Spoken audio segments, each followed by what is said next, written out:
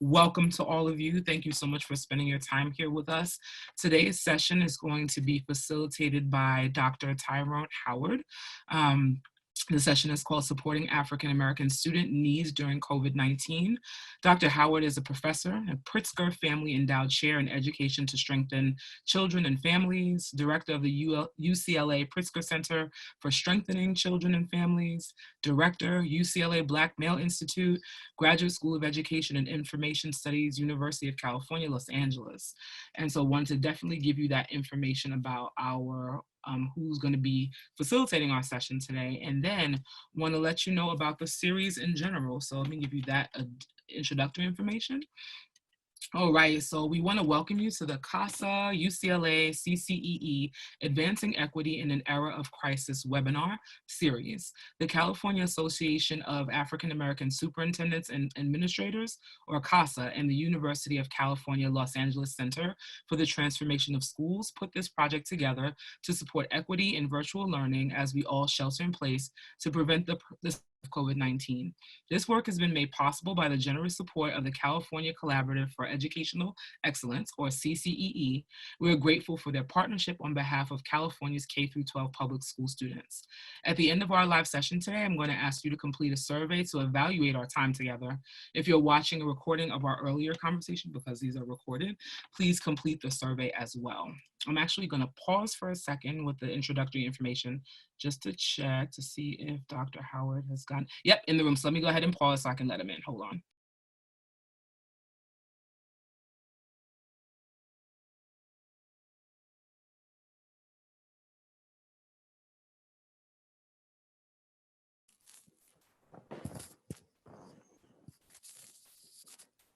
Talking while I'm muted probably is not helpful. There you go. So good to see you. I was just likewise. I had just read your the description of your background and the name of the session, and I was just giving some information about the series. So I'll go ahead and finish doing that. It'll take me like less than a minute, and then I'm going to transition. So glad that you're here. All right, everyone. So as I was saying, we really want to have, it's really important for us to get feedback from you at the end of our sessions, because we want to make sure that the sessions in this series continue to meet your needs. And so I will, at the end of the session, I'll send, in the chat, I'll send a survey to you, and then you'll also get a link to a couple more links. One is a link to the overall website where you can get additional information about the resources from today's session, including the recording and things like that. And then also another thing I want to share with you is the engagement portal and being able to submit questions during the engagement proposal. There may be an opportunity to submit questions during today's session, which will be awesome if we can, but if not, if there are questions you ask and are wondering about during today's session, don't worry if we don't get to answer them during the session, because you'll have an opportunity to submit those questions subsequent to the session, because we firmly believe that every question, concern, comment, and suggestion is valuable and deserves a response. Now more than ever, we've created a way for you to communicate with us. There's an Ask the Experts portal that will allow participants and CAAASA members to ask a question, which will be dispatched to an expert.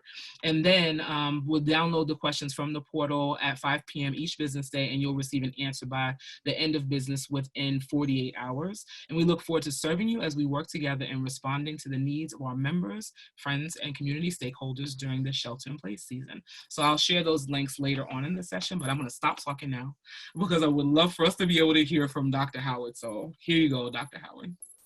Thank you. I appreciate you for that nice setup, Africa. I'm going to go into my share screen mode if I can. I think you've given me the ability to share screens. If I can work this out here. I'm going to pull up my PowerPoint here. I want to say thank you for everybody joining in today on this important topic, important conversation. It's good to see a lot of familiar folks connecting in. I see, I always call her the soon to be Dr. Broomfield out there in Moreno Valley. I see my folks from Palmdale, Summerwind out there. I just want to say thank you for joining in. Needless to say, this is a really trying time for all of us. It's uncharted territory. It's uncertainty. It's full of lots of anxiety, lots of question marks. But what I want to use today to really engage us in is around a conversation as it pertains to the specific needs that we are all probably thinking about as it relates to the needs of African-American students in particular during COVID-19. And as you can imagine, this is very much an issue that's cutting across all communities.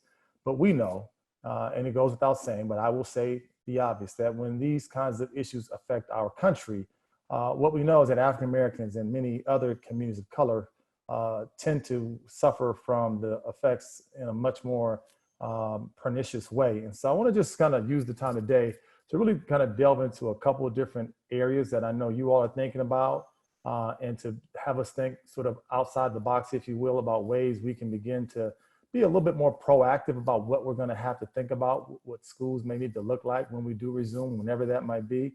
So I want to sort of use this really around 4 key areas that I continue to think and see and hear from children, from parents, from teachers, from administrators, from counselors, as well as from medical experts and mental health experts, that there are really 4 key areas that we need to be really concerned about as we think about the effects of COVID-19. And I want to delve into each of these 4. It's the academic set of circumstances, the social emotional health of our students, it's the economic ramifications. And then the 4th point, where many of us have more input and influence, is really on the state of schools post-COVID-19. And that's where I want us to be able to think a little bit more sort of outside the box and be a little bit more imaginative to try to figure out how we can be ahead of the curve to think about what do we want our schools to look like when our students come back, and how do we begin to reimagine what that reality can ensue for many of our students. So let's kind of jump into it. There's now a slow body of research that is emerging that shows that students of color are primed to be left behind during the coronavirus, and a deeper dive on that data shows that is in particularly affecting Black and brown students more than anyone else. Because here's the reality, folks, and we all know this. There was a set of concerns that we had about Black children before Corona. There were a host of inequities that existed before Corona. There were all kinds of low expectations that teachers held about Black students before Corona. There was a sense of apathy that many teachers had towards Black students before Corona. And I can go on and on and on. In many ways, some folks have said that Corona will now shed the light on what has existed as it pertains to racial inequalities in our schools. And I would go one step further. I would say that Corona is not just shedding a light. In many ways, what Corona may do and is doing, it's throwing kerosene onto a burning fire as it is. And it is making many of our matters only significantly worse. And part of why we have to think about this now is that what we know is that many Black students are having more difficult time, and Black families are having more difficult time getting access to high-speed internet, getting access to laptop computers, are less likely to connect to school portals to find out what their assignments are. Many teachers I'm talking to are saying that they're having less a response from certain students who by disproportionately happen to be Black and brown and poor kids. So we know that just issues of connectivity are going to be a challenge and have been a challenge, and which means that we have students who are going to fall farther and farther behind, many of whom were in some cases already behind. And part of what I ask, and I know I'm talking to a group of leaders, we've got to implore upon our teachers to go the extra length to reach out to students, to try to contact families, to try to make yourselves available in many ways. There was a phenomenal article that was in the LA Times just a few weeks ago about one of my former students, Kiera Williams, who's a teacher at Hawkins High School. And she talked about the ways in which she called and she texted and she emailed friends of friends, peers of peers, reaching out to families just to see where students were, why they weren't logging on, how could she be of assistance. It's going to take that kind of an all-out effort from the part of all of us to see why students who we have not heard from are going to ultimately be able to join us in this process of learning. Granted, we must also recognize that there are some students who have lots of other responsibilities that may make learning difficult. We know that for many of our children, they are serving the role as daycare providers for their younger siblings, for nieces and nephews. Some of them are tasked with taking care of parents, or in some cases, even older grandparents. Some of them are now faced with the reality of having to work to try to help support their families in any way that they can. So the bottom line is we know that our children probably have some very valid reasons for why they haven't connected, but we still need to try to do what we can to try to collect the data and really sort of bring in the information that helps us to see why our students are not connecting. because the reality is there are some students out there who are still on task, who are still connected, who are still learning, which is only going to exacerbate the discrepancies that we see across the academic continuum. So the goal has got to be for us to understand that when Black students are not connected, when Black students are not learning during this time, we're going to see some significant gaps and a lot of catch up that's going to have to occur when our students do return back to school. So my ask here is to make sure we're collecting data to do a real granular analysis to find out where the students are who have not connected, and put every effort in place that we can to see what can be done to make sure we're listening to students, listening to parents and caregivers, so we can make sure that they're not going to be disconnected from learning even more so than they may have been prior to this pandemic. So the academic concerns are real. We've talked for years about the summer slide that many students experience during the summer months. I think we might be very well looking at not just a summer slide now, we might be looking at a summer and a spring slide, which could essentially amount to a 6-month window where there's limited learning or lack of access to learning. And we know for some students, trying to catch up from that steep of a slide is very, very difficult, and in some cases next to impossible. So we have to be intentional. We have to be unapologetic on looking at the ways in which we know the academic effects for Black children, as well as other children. But our focus here is Black children are going to be intense, they may be persistent, and they may be unrelenting. The second area we have to focus on is the social-emotional health and well-being of our students. There was a really powerful and important article that came out in this weekend's Los Angeles Times that talked about we need to be prepared for the mental health effects of coronavirus on children. And part of what we have been concerned about at the outset was learning, connections, technology, all the things I just talked about a few moments ago. But what might be even more devastating for our children, or what might be even more of an impediment for their learning, is the social-emotional health and well-being of our students as they try to make sense out of this reality that is COVID-19. So what we have are a couple examples that we can refer to, and now we're seeing more researchers and policymakers are saying that social-emotional learning should be the priority during this crisis, that we should be less concerned about the academic concerns, and we should be more focused on how are our students doing, how are they feeling, how are they making meaning out of what's happening around them. I have my own students at UCLA. I talked to a number of high school students as well. And what has really been deeply disturbing to me is as I listen to some of them are just questioning, what's the purpose of school if I don't know if I'm going to be around in 6 months? What's the purpose of an education when I'm seeing people around me who are dying? What's the purpose and function of doing this assignment when right now I don't feel well? What's the reason why I have to think about concentrating for a test or an exam or a homework packet when my grandmother is in the hospital and I don't know if she's going to make it out? So a lot of our students are dealing with real heavy issues, and they're starting to question, and you can argue that it's a very valid sort of questioning. Why do I need to concern myself with school when it really seems so insignificant right now? Why do I need to worry about education when I'm seeing thousands of people who are dying literally every day in our country right now? And so those are the things we need to be thinking about. So to that end, I referenced 2 different sets of studies that are really informative here. And we are learning now, and we have learned for the past decade or so, that the effects of 2 major tragedies have long-term effects on our children. One is post 9/11, looking at some of the research on kids who were around during 9/11, who remembered 9/11, who were watching TV screens during 9/11, that the effects on students was more than what we ever could have imagined. That for some students between grades 4 and 12, PTSD rates were at close to 10% 6 months after the event. For some students under the age of 5, there was a large number of students who showed different types of post-traumatic stress disorder kinds of symptoms 10 months after the event. And then those who lost a loved one, about 1 in 5 suffer from PTSD symptoms. And then for a small population of children who were near ground zero, researchers found that almost over 1/3 of students had some symptoms of PTSD.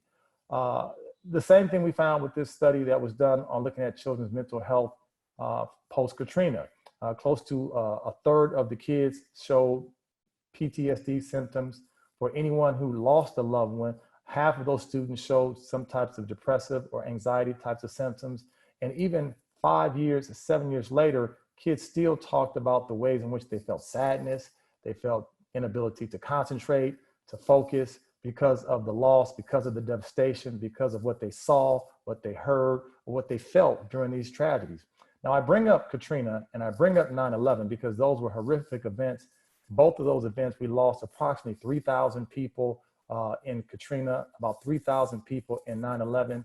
I need us to understand the gravity of what we're in now, where the death toll from COVID-19 is already approaching 80,000 people, 80,000 people in these United States.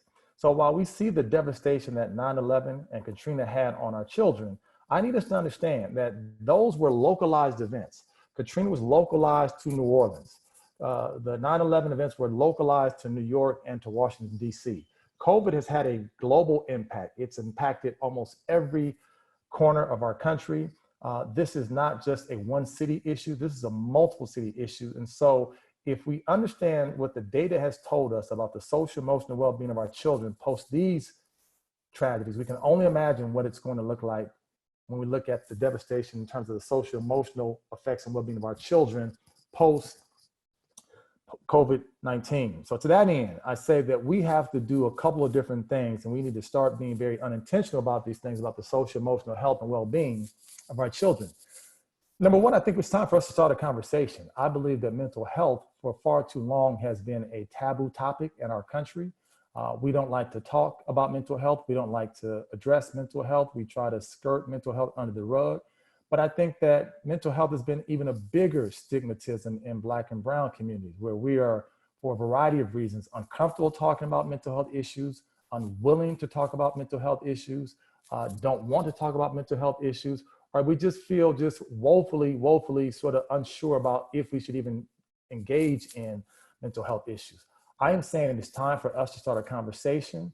That conversation needs to happen in our homes. Those conversations need to happen in our churches. Those conversations need to happen in our mosques. Those conversations need to happen when we can go back to our beauty shops and our barber shops.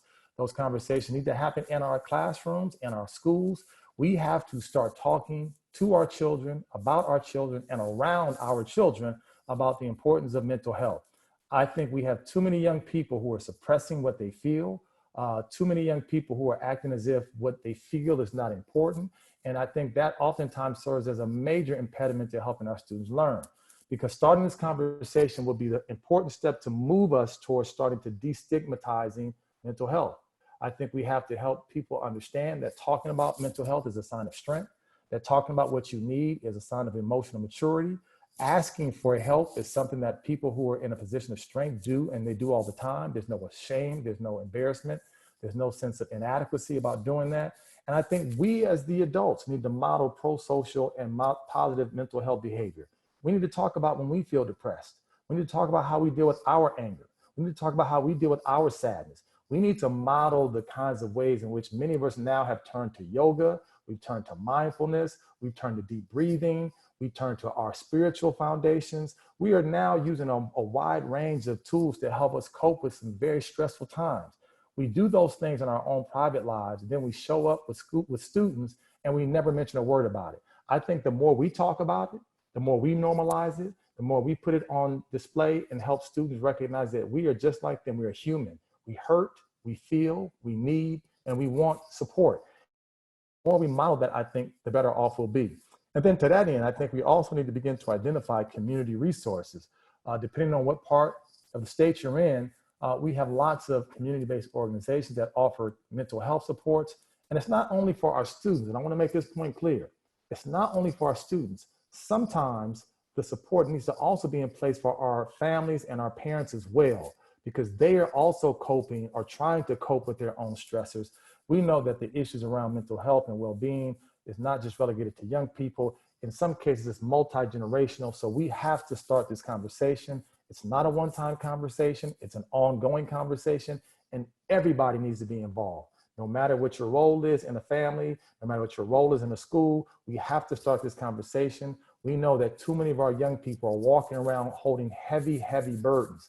And I'll say this because we've seen some really disturbing data that's come from the Center for Disease Control that has shown the rates of suicide among Black and brown youth has increased for the past 3 years. And these data were collected prior to the COVID-19 pandemic. So what we see is that we have had a rise in suicides, a rise in suicidal ideation. That means that we have got to do a better job of being responsive to the needs of our students. No one wants to see students suffering. No one wants to see young people suffering. We have to make this a priority. I would argue this should be at the forefront of our support for our students before we get to the academic concerns, because kids cannot learn when they're not healthy. Kids cannot learn when they are feeling anxious. Kids cannot learn when they are depressed. Kids cannot learn when they are angry, and the list goes on and on and on. So the goal is we have to start this conversation, continue this conversation about the salience and the importance of the social-emotional health and well-being of our students.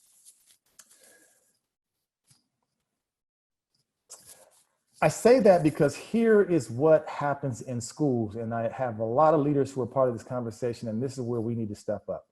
Because we have a lot of children who will show up at school who are full of rage, full of anger, full of sadness, full of depression. And what we know is those emotions will manifest themselves in some kind of way, shape, or form. And what tends to happen is that when our children, Black children, show up at schools and their emotions are on display, they're oftentimes misunderstood, they're frequently mislabeled, and oftentimes their behaviors, which are frequently pleas for help, which are frequently cries for intervention, are seen in many ways as being disrespectful, defiant, rude, and we have to begin to sort of turn the tide. So to that end, I'm asking all of my administrator friends, all of my classroom teachers, you are looking here at the top reasons why we suspend and/or discipline children in these United States of America. And part of what I'll oftentimes engage in with teachers is an activity around these behaviors and whether or not they are objective and whether or not they are subjective. And I can make a strong argument, and I've done this with some of your districts, so folks who are listening right now know how I've made this case, that every one of these different quote unquote violations have a subjective element to them. But the three that are most prevalent here are disrespect, defiance, and insubordination. Kids who are hurt oftentimes lash out because they don't know where to direct their anger. Kids who are hurt oftentimes say things in ways that are not the best ways they can say them because they are unsure of what to say. Kids who are living in fear but trying to mask that fear sometimes can be quite subordinate. How do we know that kids do it? Because guess what? We as adults do it as well. At times when we are not our best, we say things, we do things that are not always our best. But what we know, folks, and I stress this all the time in the work that I do, is that psychologists have told us for many years that all behavior is functional. Everything that we do is done in an attempt to have a particular need met. So when our students are at school and they oftentimes talk back, is it talking back or is it they're trying to communicate something to us about a need that they have that is not being met? When students are defiant, is it defiance or is it students really saying, you know what, right now I'm really in a bad space because you don't know what I dealt with last night, and I don't want to tell you what I dealt with last night, but I'm really running low on sleep. I haven't had food to eat. I'm dealing with a neglectful situation at home. I have the weight of the world on my mind right now. So it's not defiance. It's just that I have a life right now that's not as supportive as I would like for it to be. So I'm asking all of us, when we move back to seeing children in schools, that we do not resort to this punishment around student behavior that is oftentimes not about kids being quote unquote difficult, kids being quote unquote challenging. I think it's our children trying to communicate to us in their own unique ways.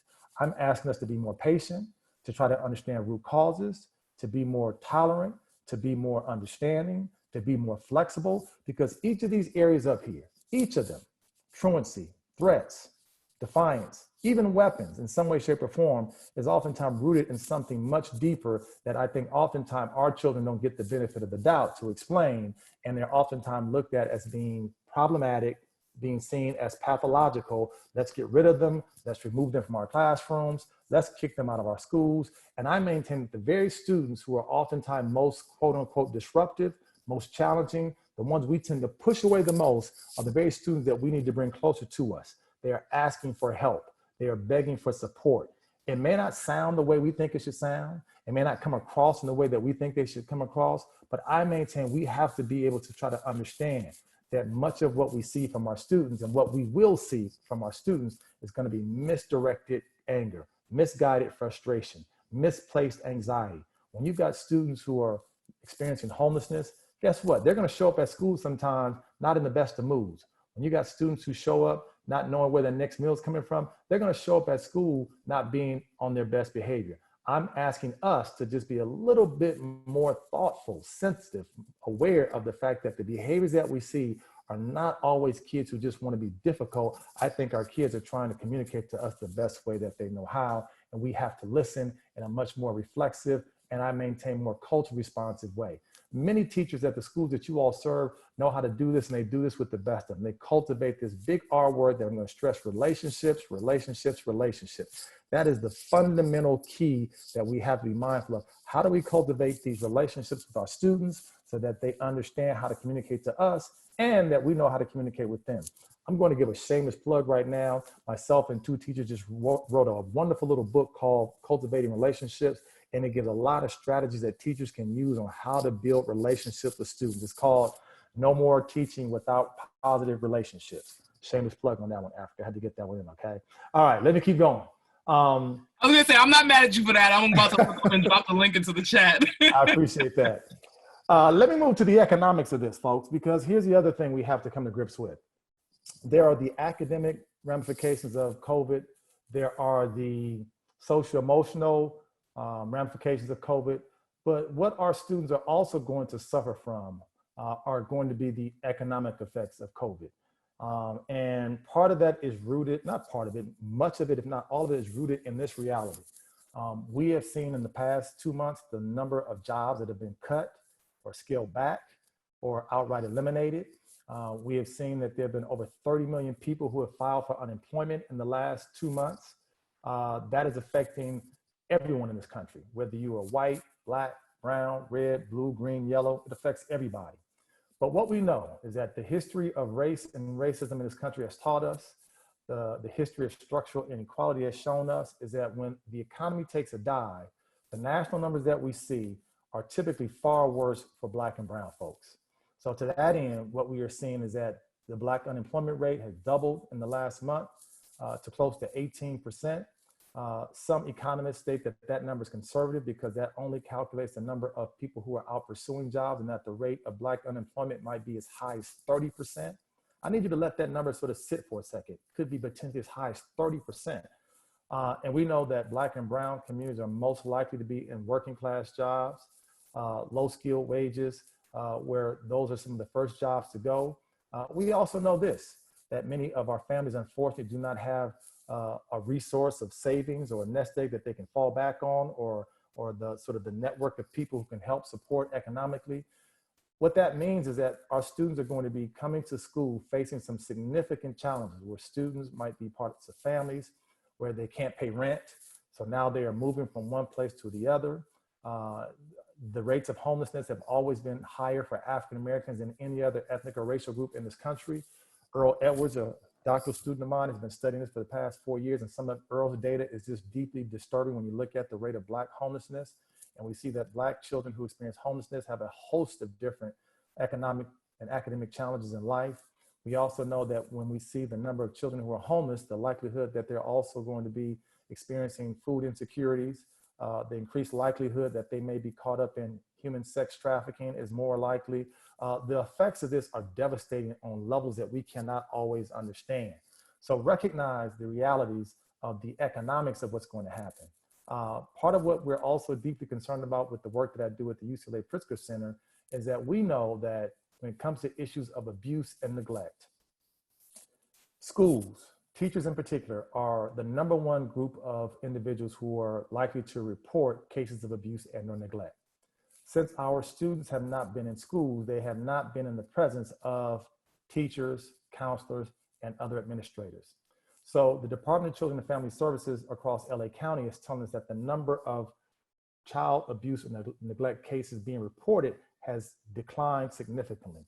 But let's be clear, just because the numbers have declined of reports does not mean that the actual cases of abuse and neglect have declined. In many cases, what the assumption is, and what we are surmising, is that the actual cases of abuse and neglect might be considerably higher now during the pandemic than they were prior to the pandemic. Why is that? Because we've been asked to all stay at home. We have all been sort of cooped up. Now, if y'all are honest out there, We love our family members. Many of you have kids, you love your kids, but we have all been on our wits end trying to keep our sanity being in the same house with these people that we love. And if we're honest, we will say we've had our moments. We've had to walk outside and take a deep breath. We've had to have woosah moments. We've had to have come to Jesus moments. We've had to have all kinds of moments to help us just maintain our sanity, to deal with what we are dealing with, being in close proximity to people every day that we love. Now, let's be clear. We all have the wherewithal, the patience, the skills, the tools to learn how to not engage in the kind of behavior that is detrimental to our students. Sadly, I'm forced to say that there are lots of parents who don't have those strategies, who don't have those skills, who don't have the patience, who don't have the tolerance. They've lost jobs. They're looking at eviction notices. They're being asked to accommodate other family members. This is a whole lot of other stressors that our folks are dealing with who don't know how to deal with them. And what we know is that when issues of economic stress increase, so do cases of abuse. And I'm not just talking about abuse of children, but we also know, and the data bears this out, you look at anytime there's been an economic downturn, the number of cases of intimate partner violence goes through the roof. So even if our children are not being victims themselves of abuse, there's always the possibility that they are in the presence of seeing abuse. Not just physical abuse, but substance abuse as well, because people cope in different ways. So part of what we need to be sensitive to is that the economics of this situation is going to reverberate in lots of ways. So you may have children who show up back at school who are more aggressive. And I maintain that there are lots of kids who frequently act out that comes to our attention. But my deep concern is about the ones who are silent, the ones who are quiet, the ones who don't say much, the ones who we think they're just fine because we don't hear them. Sometimes the ones who are quiet are going through some of the most hectic and heaviest turmoil we could ever begin to imagine. So that's why I maintain that the economic and the academic and the social emotional all come together in a profound way that begin to make a huge impact on what we're going to see when our students do come back. I maintain that students are not going to be the same as they were when they left, because guess what, folks? We're not the same as we were before we left for schools. We're all coming back different. We're all coming back changed. Some folks have been touched by this in some significant ways. They've lost loved ones, they've lost family members, they've lost friends, they've lost employment, they've lost resources. So all these factors are going to be a part of our new normal when we ever come back to the place that we call school and work. Making sense, everybody? So let's move on. Go ahead, Africa. You want to chime in there? Oh, no. No, I mean, there's a lot of resonance going on in the chat. Okay. I'm like, no, it just really, I'll just say this quickly, and I definitely want to get back to you, but so much of that resonates with me, because I'm like, I grew up in Brooklyn, New York, and with family who was transitioning from poverty into somewhere toward the middle class. Mm-hmm. And that was me. Like, I didn't say very much. And I think in general, like, there's a lot of, within the Black community, especially, that's why I'll speak from that perspective, because that's what I know. Not that everybody's monolithic in the Black community, but, you know, I think a lot of what we would be told is like, we don't air our dirty laundry in front of other people. And so I'm like, I didn't say anything, but I really wish that I could have.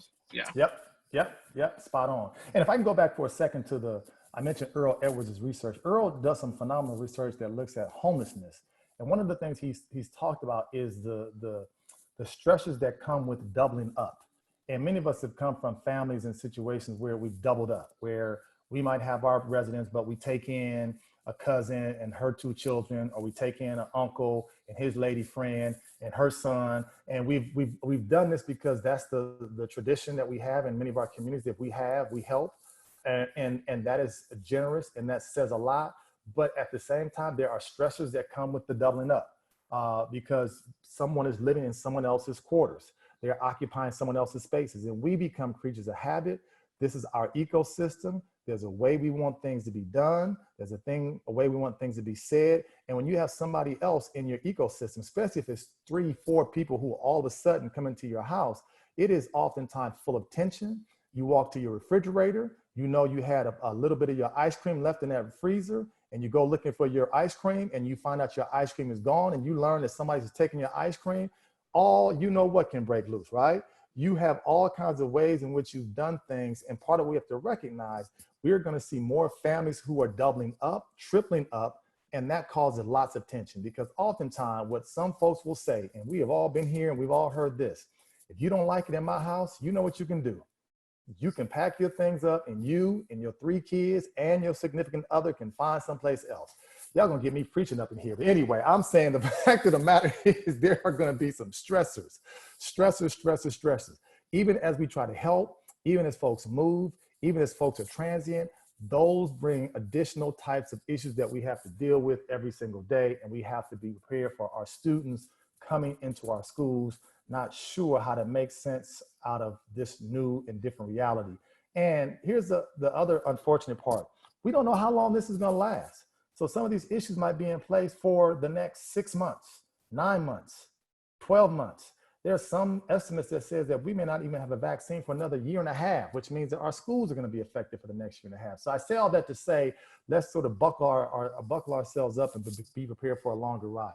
So I wanna close out on these last 4 or 5 slides about having us think about a different way of doing schools. And here's where we can be difference makers as educators, because again, there is a rare time in education where we get an opportunity to hit like reset, or there's a rare moment in education where we can say, how do we do things differently? And I think what's going to happen for us, whenever we do start to resume schools again, in many ways, we cannot go back to the old way of doing things, because students have been telling us for years that the old way of doing things has not always served them well. So here is our opportunity to get a reset. So I want us to begin to reimagine some ways that we might make schools different, more responsive, more thoughtful, more culturally intuitive for our students, because we don't get the opportunity to say, here's a do-over. So I want to give you a couple of things to think about. So a book that I read by a gentleman by the name of Tony Smith talks about the invisible blizzard and the importance of e-learning. I think is really relevant now, because part of what Tony Smith says is that now, and he wrote this book prior to COVID, but he talked about the way that technology would inform the way we do education. And here we are, that technology would continue to have an influence on how we teach, how we learn. And part of what he argued for is that we have to get out of having teaching and learning being centered around kids' time being wasted, sitting in chairs all day, don't move, don't talk, don't think, half the time don't even breathe, right? Oftentimes school is centered around this dominant culture, time to sit, time to learn, time to think, time to speak, time to move, time to test. We create very robotic environments in our classrooms.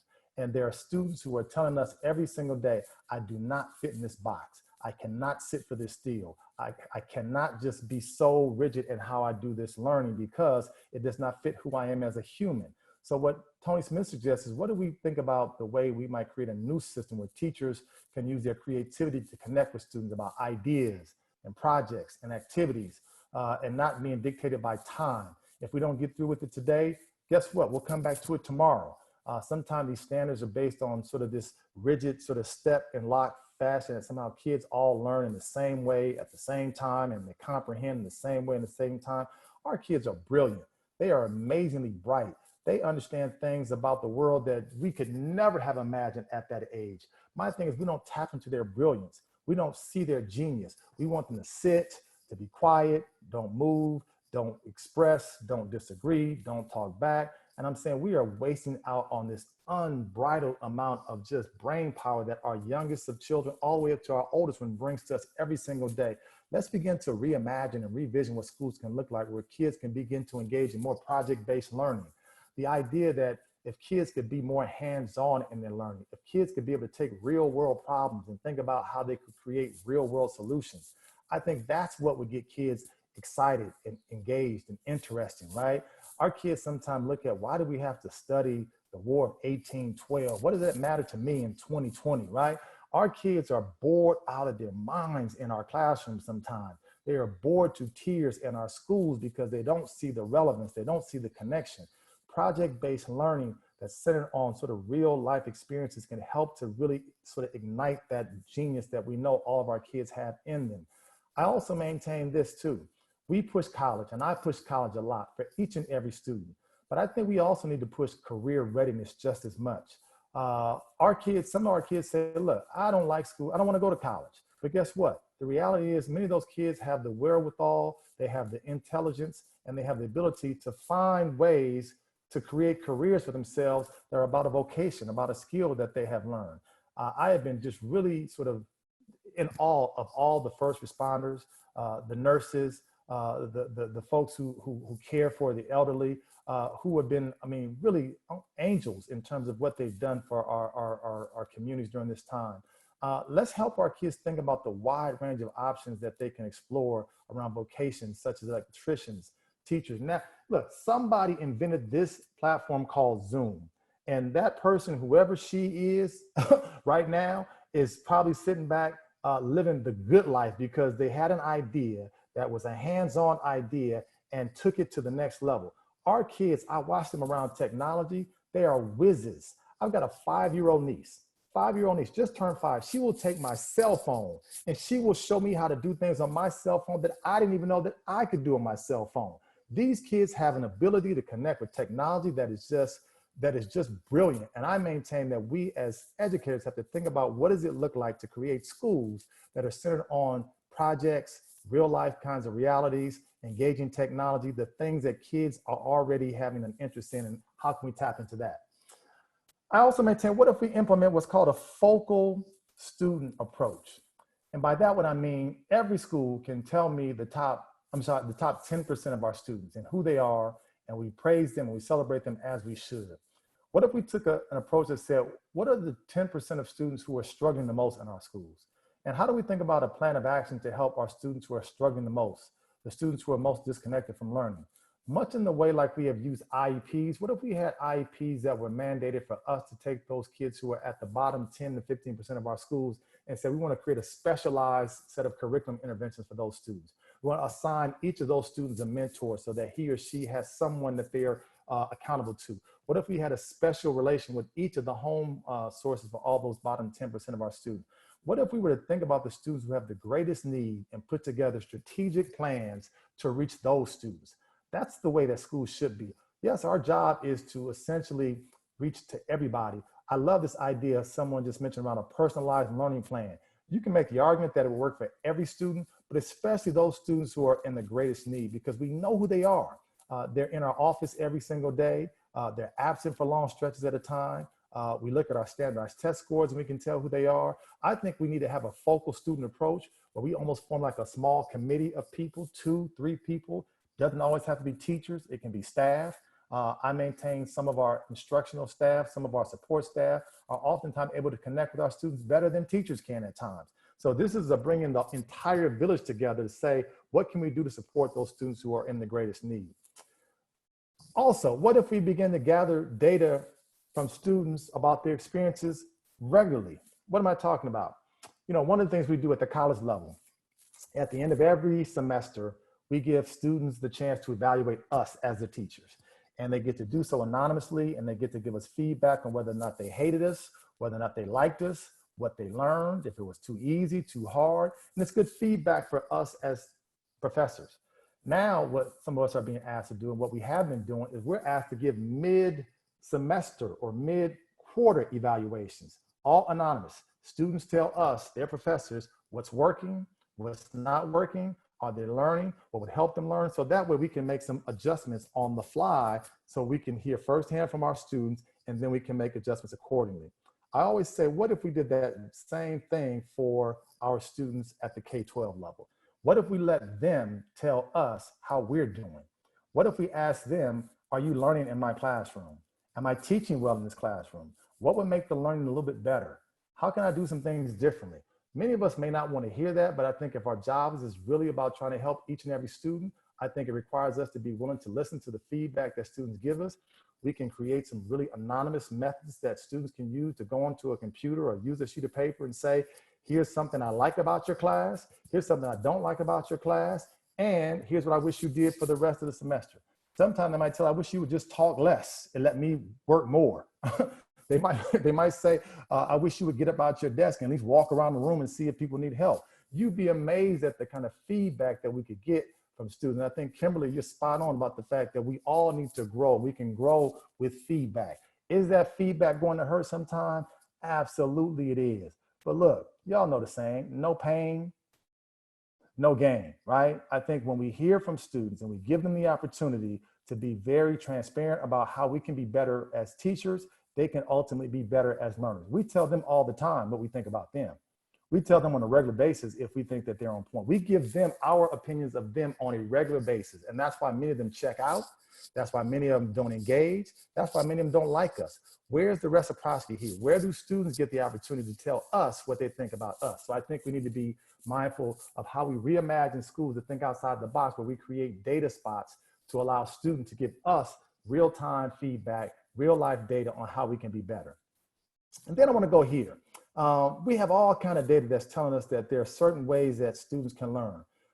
There's a growing body of research, and there's some districts across the country that are now experimenting with later start times, because the data tells us that we start school too early for our children. They're not sleeping enough. They're not well rested. They come to school oftentimes lethargic, lacking energy. And so there are some studies looking at what if we move school back by just 1 hour, that students are more likely to be on time. Some students are less likely to miss school. Some students are more likely to be more attentive. And there's a number of benefits that are coming from this idea of starting school a little bit later.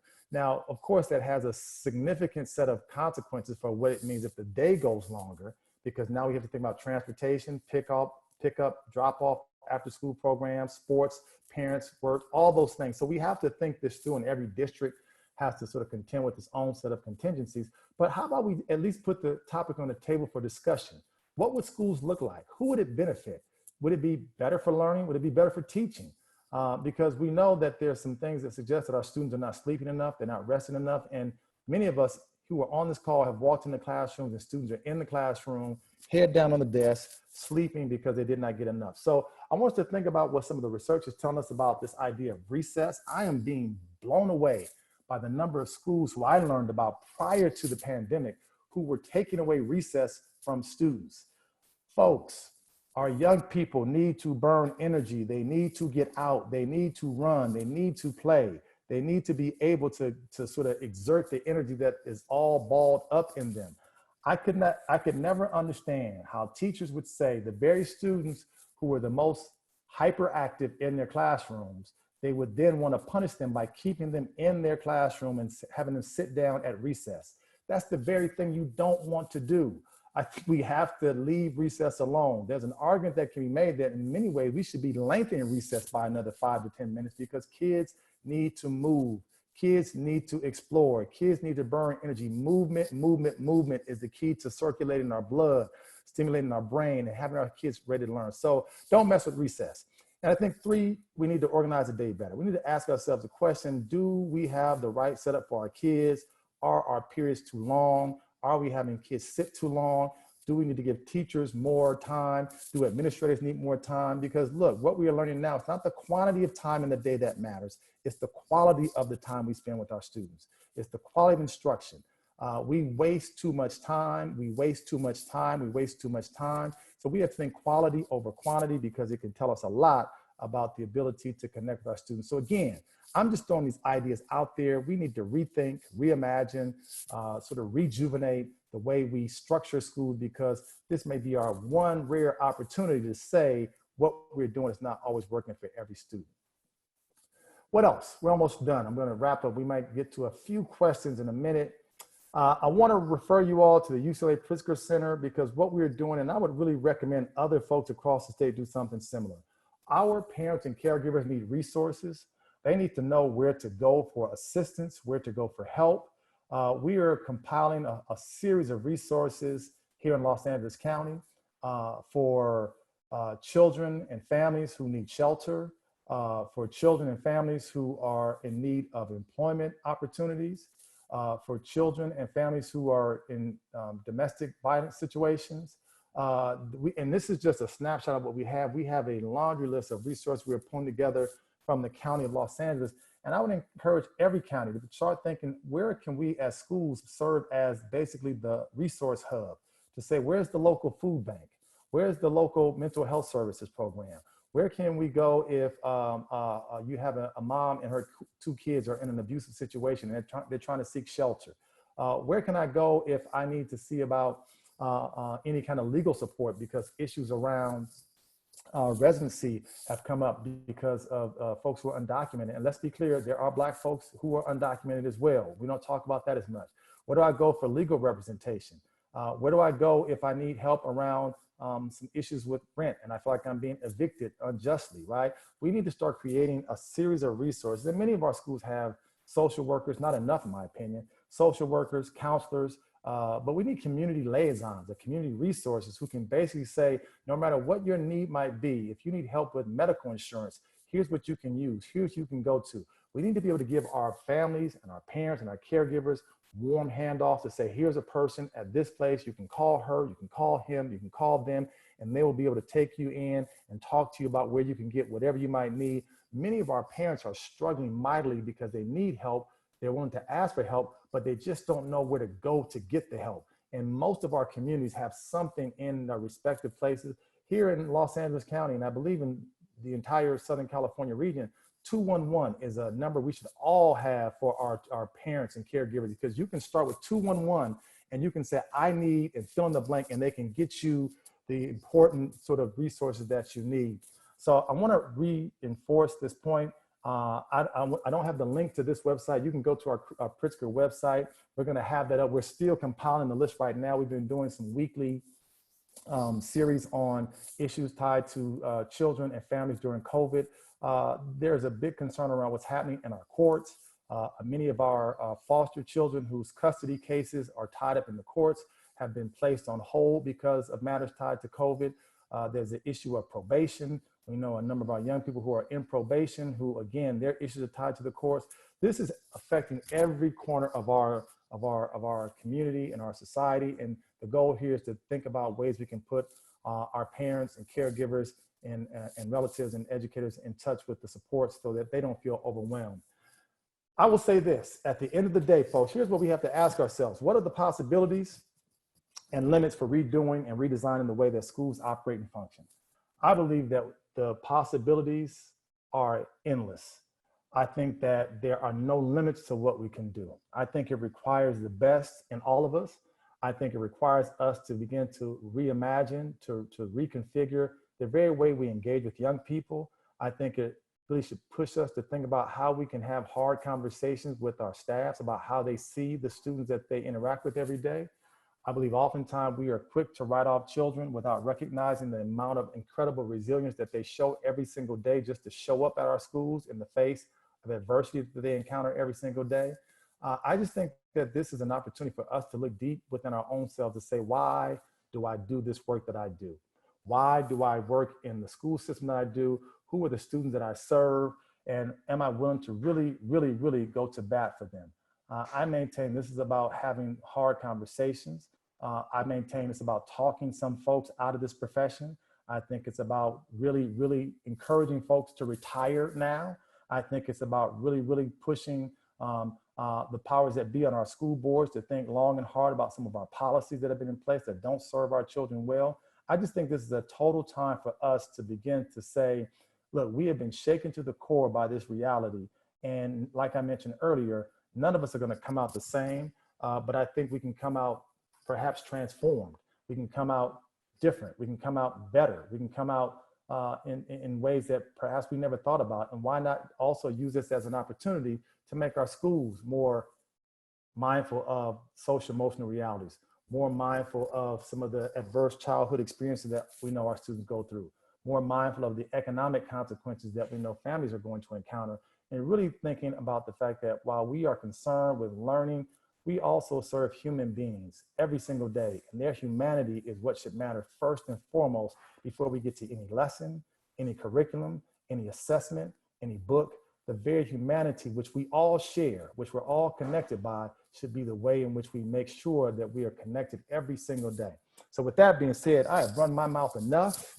I want to say thank you all for chiming in. Africa, I should take the air and let you say something. Ask something. Well, a couple of things. I have one quick question that I think came up earlier in the chat, and I think that may be why Angela Burtz has their hand raised. What is the name of the article in the New York Times mentioned earlier where you were talking about the teacher who checks on her students? I know we're going to send the resources out, but does that top of LA mind? Times. LA Times. Yes, okay. I'll send that link to you. But yes, it was in the, I should know the date. I don't know the date. But LA Times, LA teacher, last name Williams. Okay. Yes. All right, Angela. So hopefully that's helpful. And then I'm trying to think, like going down to see what's this in a couple of minutes that we have left. I'm going to say a couple of things. One, I'm about to drop in the chat, like I mentioned earlier, the survey for you all to fill out. So that's the first thing that you would see. I'm going to go ahead and drop that in there right now.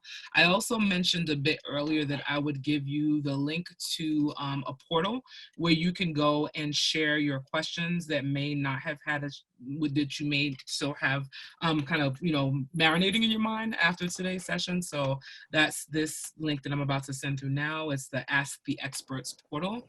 And then the last thing I'm going to send you the link to is the website where you would be able to access the resources. In addition to today's recording, there will be additional resources available there. Just give it a little time because we need time to upload it. But when you check back, you'll notice that underneath Dr. Howard's picture in the description of today's session, it will have a link to say about additional resources. So here that is right now.